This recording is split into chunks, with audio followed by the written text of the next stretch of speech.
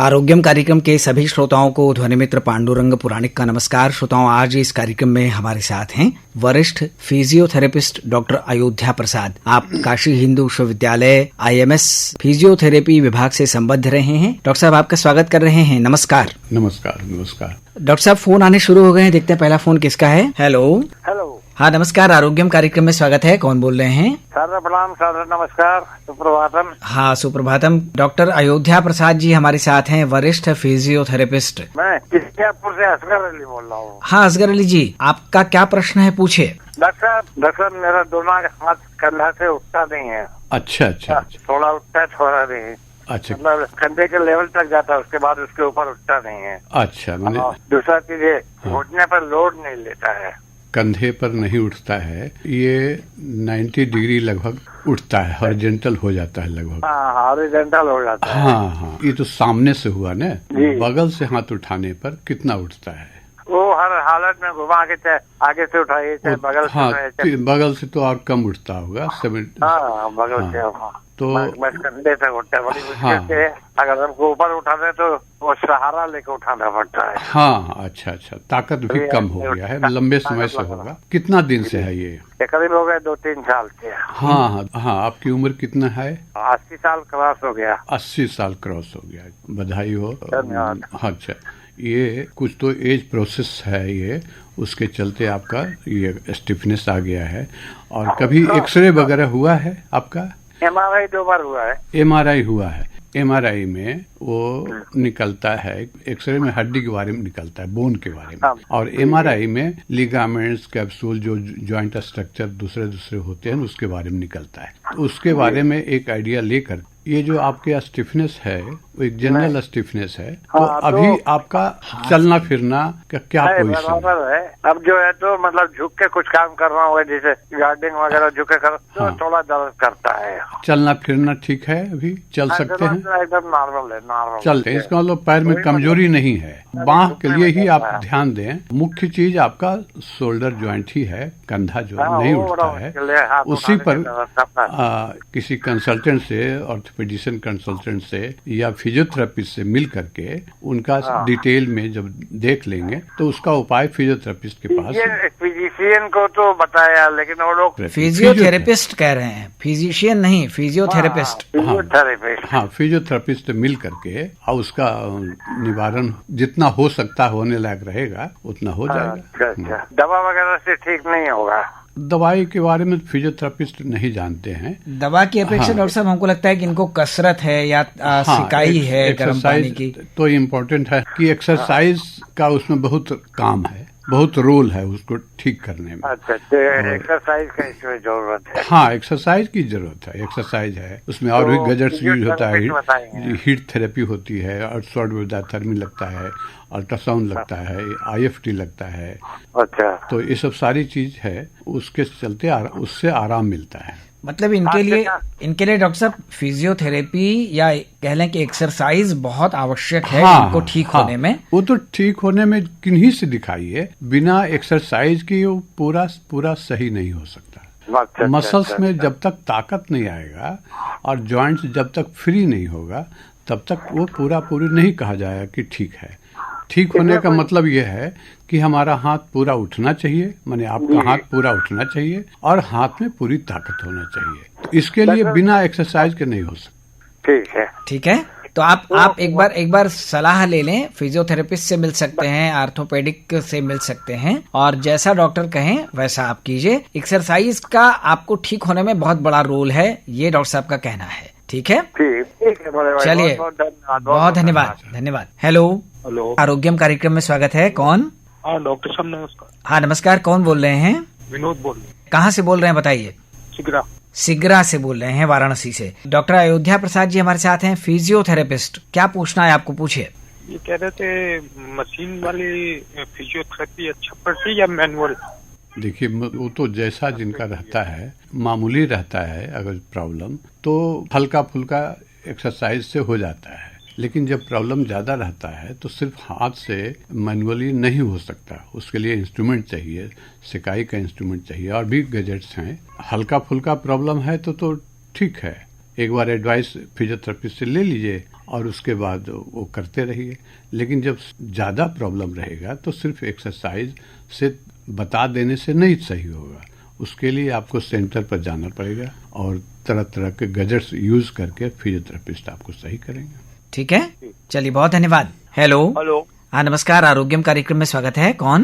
जय हिंद सर। जय हिंद। कौन बोल रहे हैं? मैं साहब देवी प्रसाद सिंह बोल रहा हूँ, ग्राम चौर, पोस्ट ऑफिस दमदरा, थाना रामपुर, जौनपुर से। अच्छा, हमारे साथ फिजियोथेरेपिस्ट हैं डॉक्टर अयोध्या प्रसाद जी। क्या पूछना है आपको, पूछिए।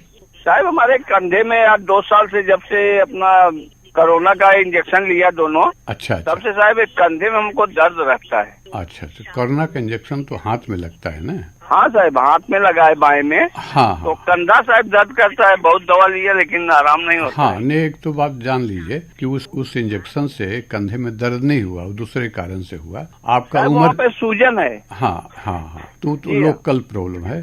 आपकी उम्र कितना है और कितना दिन से है ये? साहब मेरा 64 चल रहा है। 64। तो कंधे में मतलब कंधा का मतलब आपका गर्दन से है कि दोनों कंधा से है? नहीं साहब, हाथ का जो रहता है ना ऊपर गर्दन के जो बगल में रहता है वही कंधा, उसी को ना? जी है सर। अच्छा, तो उसमें दोनों में है कि एक में है? नहीं साहब, वही लेफ्ट साइड में।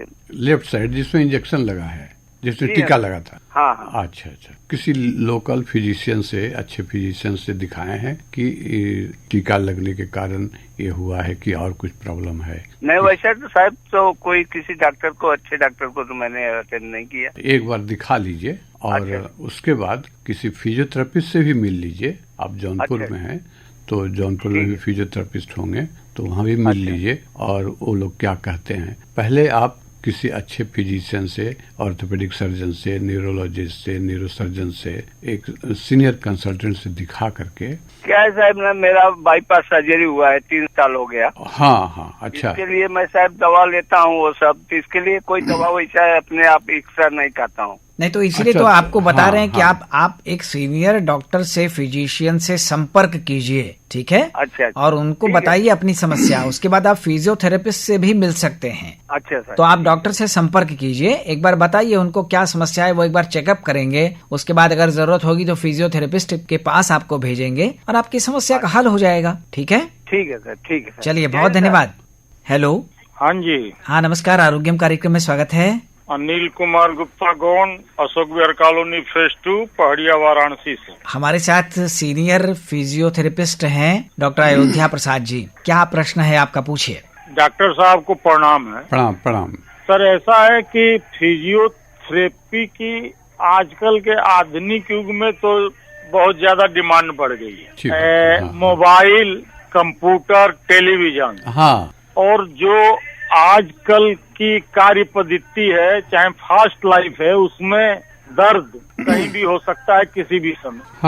चाहे नेक पेन हो या बैक पेन हो, या मांसपेशियों में जकड़न हो, या कड़ापन हो, या मूवमेंट में कोई परेशानी हो, तो आप इन सभी के बारे में क्या उचित राय हम सभी श्रोताओं को देना चाहेंगे? आपका प्रॉब्लम कुछ है इसमें से जितना कुछ बताया? प्रॉब्लम तो मुझे ऐसा है कि राइट साइड में बैक पेन है, कमर में बैक पेन होता है सर, और गर्दन में जो है, गर्दन में भी मूवमेंट में पेन है। अच्छा। आपका कितना उम्र है? मेरा उम्र तो 67 साल हो गया सर। अच्छा। योगा मैं करता रहता हूँ, शाखा में जाना है तो योगा हो जाता है और बौद्धिक ज्ञान भी हो जाता है। हाँ, तो जो कर रहे हैं उसके अलावे जैसे जो दर्द है उसके लिए किसी डॉक्टर से, फिजियोथेरेपिस्ट से और किसी से मिले हैं? ऐसा है कि सर मैंने एक बार बात किया था, कोई सीनियर फिजियोथेरेपिस्ट ही थे, तो उन्होंने एक एक्सरसाइज बताया था कि सांस लेते हुए गर्दन को नीचे करना है, और 1 2 3 की गिनती गिन के फिर सांस छोड़ते हुए गर्दन सीधी करनी, फिर उसी तरह गर्दन पीछे ले जानी है। फिजियोथेरेपिस्ट एक्सरसाइज बताया, मतलब ये हुआ? जी। और फिर कान को, बाएं कान को बाएं कंधे से टच कराना है, और दाहिने कान को, ये तो मैं करता हूँ सर। अच्छा। तो ये कितना दिन से कर रहे हैं? ये करने से तो काफी आराम है, और ये करीब मैं कर रहा हूँ लगातार, मान के चलिए कि 6 महीना हो गया सर। अच्छा, कभी एक्सरे हुआ है गर्दन का? अब मुझे गर्दन में उतनी प्रॉब्लम है नहीं सर। अभी सिर्फ कमर में प्रॉब्लम है? जी, कमर में राइट साइड में जो है। तो गर्दन को अभी भूल जाइए, और गर्दन का मूवमेंट इस एज में कम करना चाहिए, जैसे नीचे करना, ऊपर करना, बाएं करना, दाहिने करना, कान को सटाना, इसमें गर्दन का बहुत ज़्यादा मूवमेंट आपका हो रहा है, तो इसको कम करना चाहिए। एजेड लोगों को, 60-65 वाले को थोड़ा सा नस कमजोर हो जाता है, मसल्स वीक रहता है, तो उससे आपका नस दबने की गुंजाइश रहती है। तो एक तो ये चीज हुआ। दूसरा, गर्दन का जो कर रहे हैं हल्का फुल्का कुछ एक्सरसाइज जिनसे आप मिलते हैं, और हमारी राय तो उसमें यह है कि आइसोमेट्रिक एक्सरसाइज उसमें करना चाहिए। अब वो फिजियोथेरेपिस्ट जो हैं वो समझ जाएंगे कि आइसोमेट्रिक एक्सरसाइज क्या है।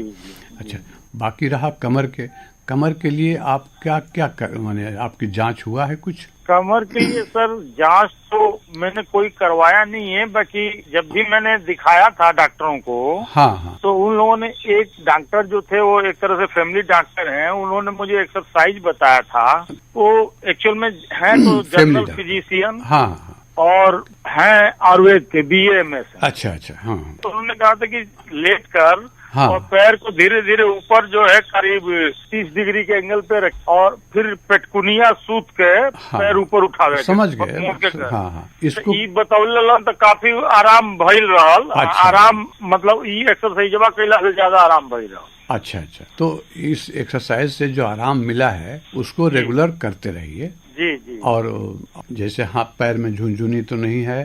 ऐसा बात तो झुनझुनी तो बाना, बाकी आप बता दी क्योंकि झुनझुनी हुई तो काट। नहीं, कुछ नहीं। झुनझुनी है तो मिलना चाहिए, फर्दर जांच होना चाहिए। झुनझुनी नहीं है तो इसका मतलब हल्का फुल्का प्रॉब्लम है, और उसको उससे आराम भी मिलता है जो एक्सरसाइज कर रहे हैं, तो उसको जारी रखिए आप। डॉक्टर साहब, अगर किसी को झुनझुनी हो आती है, हाँ, तो उसके लिए आपकी क्या सलाह है? हाँ, उसमें यह है कि झुनझुनी आने का मतलब है कि स्पाइनल कॉर्ड में नस दब रही है जी।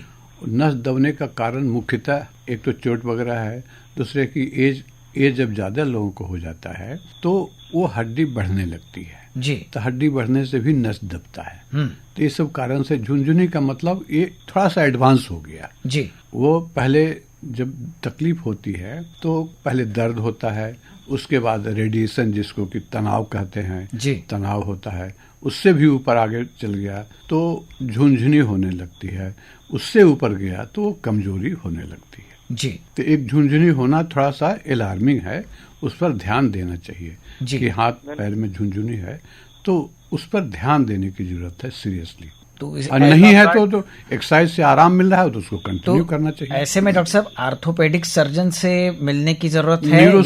न्यूरोसर्जन से। हाँ, न्यूरोसर्जन ज्यादा एक्सपर्ट होते हैं। अच्छा, न्यूरोसर्जन से ज्यादा मिल रहा है। हाँ, दोनों लोग हैं, लेकिन न्यूरोसर्जन स्पाइन के बारे में ज्यादा अच्छे से बता सकते हैं जी। अच्छा जी सर, मतलब रोकूंगा यहाँ की फिजियोथेरेपिस्ट मतलब भी तो इसमें कारगर रहेंगे ना सर, क्योंकि बाद में आर्थोपेडिक्स भी उसी को रिकमेंडेड करते हैं कि फिजियोथेरेपिस्ट। हाँ, फिजियोथेरेपिस्ट तो जरूरी है ही है। फिजियोथेरेपिस्ट से मिल करके आपके लिए तो वही जरूरी है, क्योंकि आपको विशेष तकलीफ तो है नहीं, सिर्फ उससे आराम भी मिल रहा है आपको।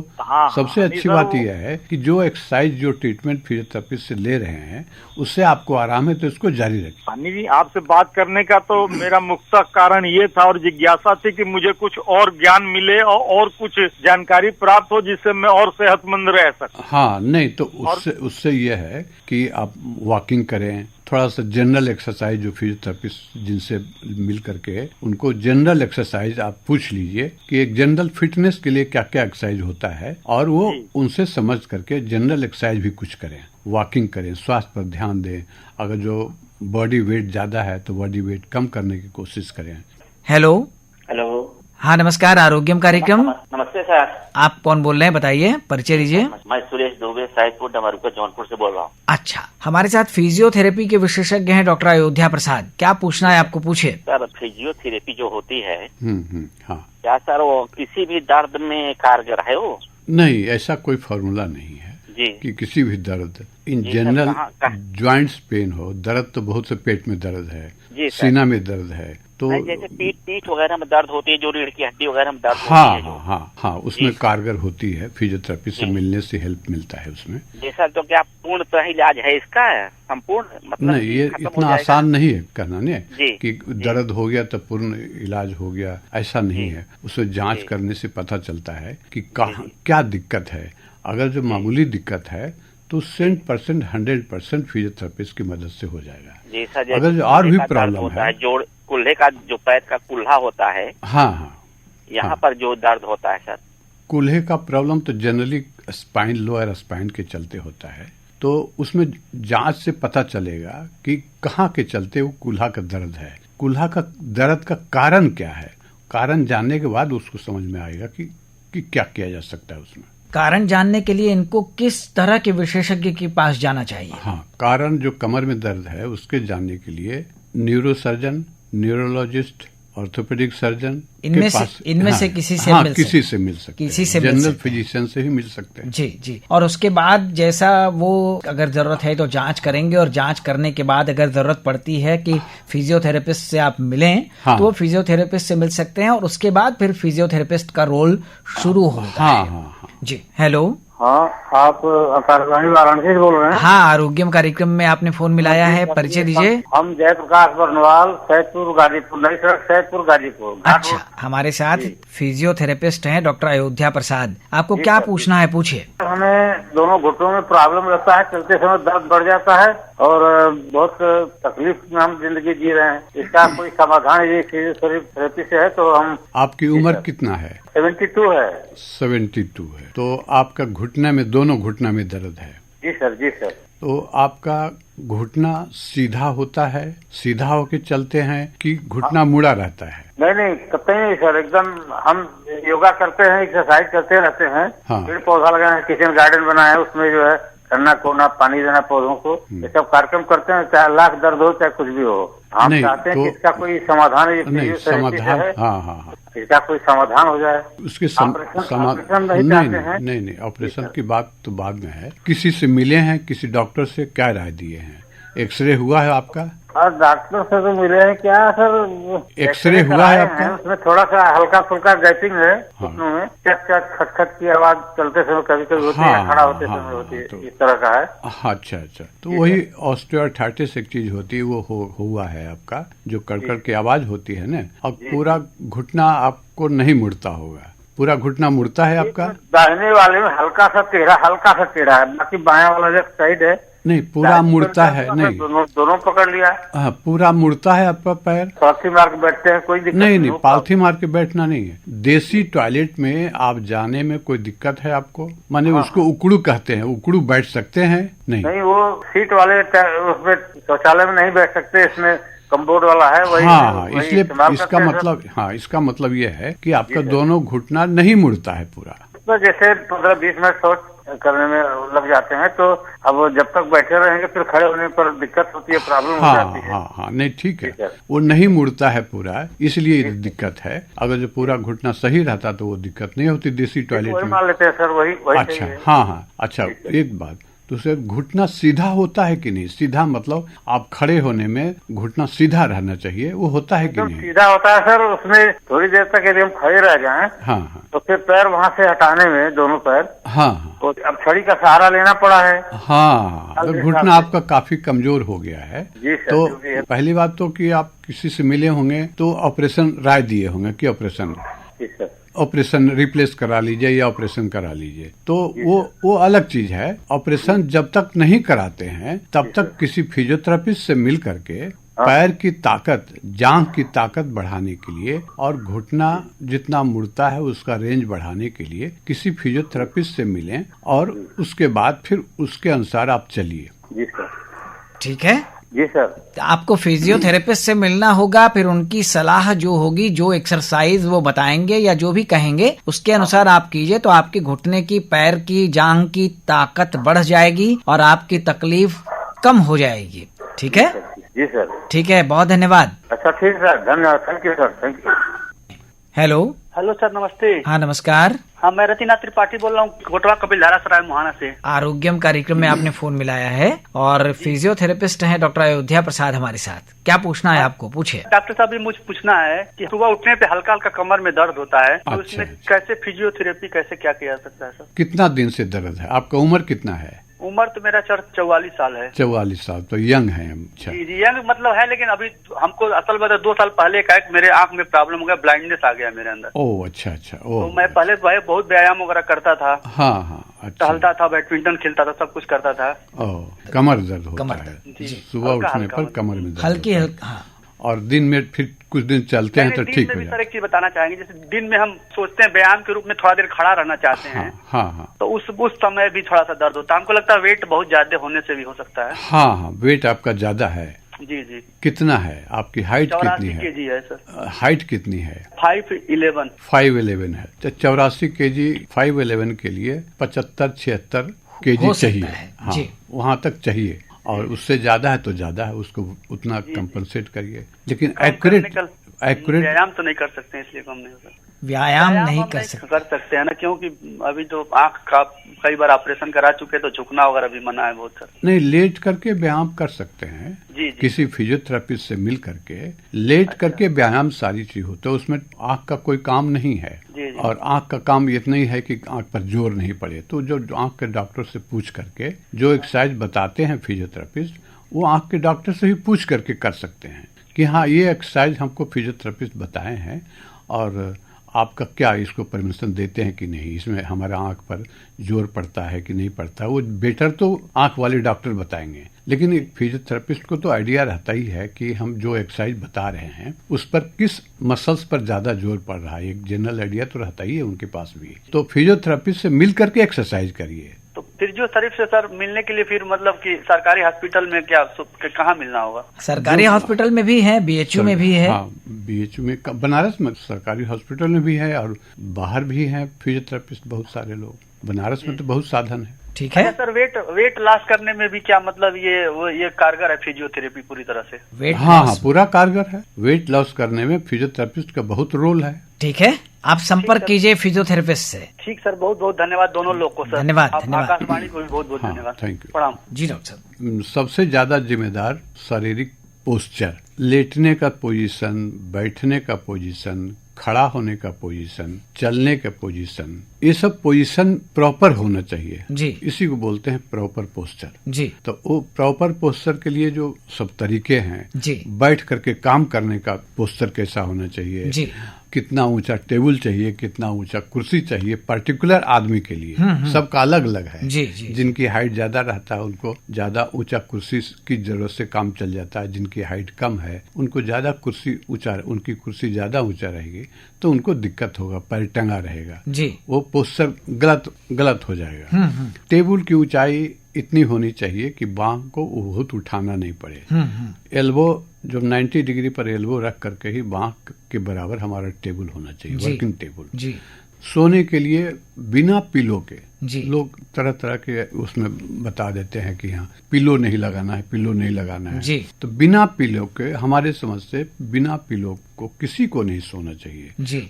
पिलो लगाना जरूरी है क्योंकि जो गर्दन के पीछे जो गड्ढा रहता है जी, अगर जो हम बिना पिलो के सोएंगे तो वो गड्ढा पर दबाव पड़ता है जी, सर का दबाव और प्लस चेस्ट का दबाव जी, और वो खाली रहता है तो खाली रहने पर दबाव पड़ता है, ये गर्दन को नुकसान पहुंचाता है। उसके लिए तकिया इस ढंग का रखना चाहिए कि जो कर्वेचर है जी, जो पीछे गर्दन के पीछे जो गड्ढा थोड़ा सा रहता है वो सपोर्ट से रहना चाहिए तकिया से, ऐसा तकिया हो कि सपोर्ट में रहे। अगर जो करवट लेटते हैं जी तब तो तकिया थोड़ा सा मोटी तकिया चाहिए।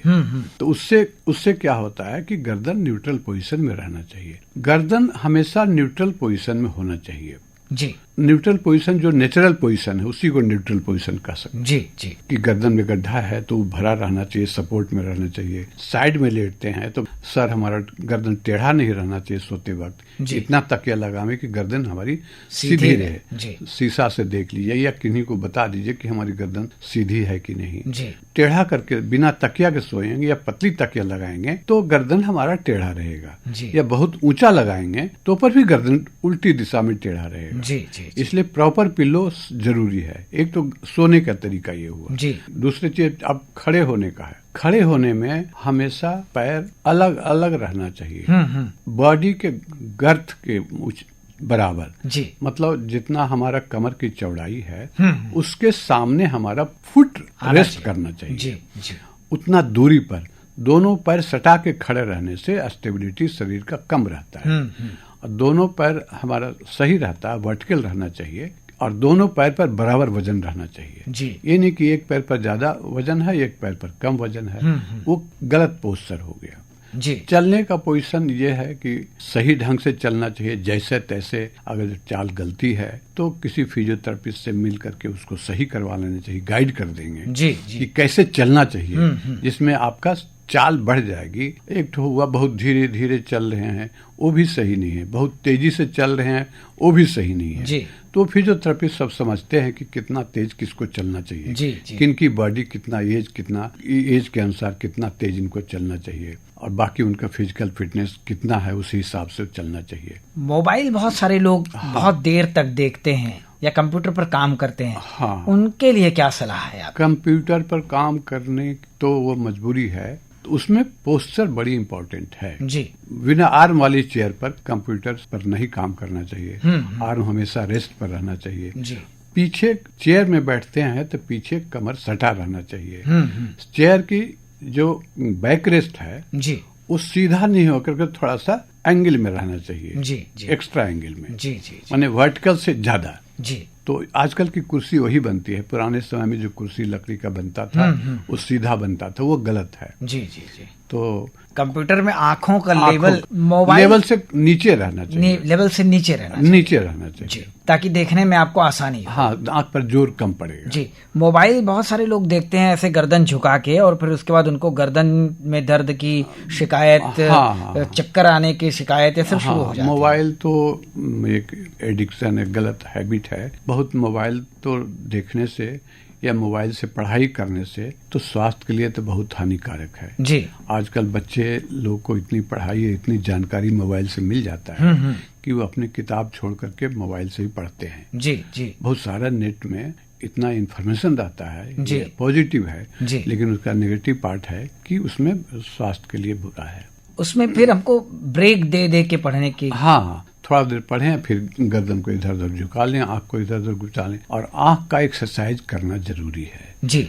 आंख को ऊपर नीचे करना, अगल बगल करना, इसका एक्सरसाइज करना चाहिए। और हमें लगता है कि अपने 15-20 मिनट आधा घंटा मोबाइल लगातार देखा है तो थोड़ा आपको ब्रेक बीच में जरूर मिलना चाहिए। हाँ, ब्रेक मिलना और जो बैठकर कुर्सी पर लगातार काम कर रहे हैं वो अगर 1 घंटा काम कर लें और उसके बाद थोड़ा 10 मिनट आप रिलैक्स 2-4 मिनट इधर टहल लें हाँ, तो ज्यादा आरामदायक होगा। बहुत अच्छी बात आपने कही है डॉक्टर अयोध्या प्रसाद जी, हम आपको धन्यवाद दें। इससे पहले आपकी पसंद का एक गाना श्रोताओं तक जरूर पहुंचाना चाहेंगे। कौन सा गीत आपको पसंद है? चाहे लाख करो तुम पूजा, तीरथ करो 1000, दीन दुखों के दुखड़ाओ तो सब कुछ है बेकार। क्या बात है, ये हम चाहते हैं सुनना। जरूर हम आपको सुनवाएंगे। और अब श्रोताओं की ओर से, आकाशवाणी की ओर से वरिष्ठ फिजियोथेरेपिस्ट डॉक्टर अयोध्या प्रसाद जी को धन्यवाद दे देते हैं। अगले सप्ताह एक नए विषय के साथ, एक नए विशेषज्ञ के साथ इस कार्यक्रम में हम फिर उपस्थित होंगे। तब तक के लिए ध्वनि मित्र पांडुरंग पुराणिक को अनुमति दीजिए। नमस्कार। नमस्कार। चाहे लाख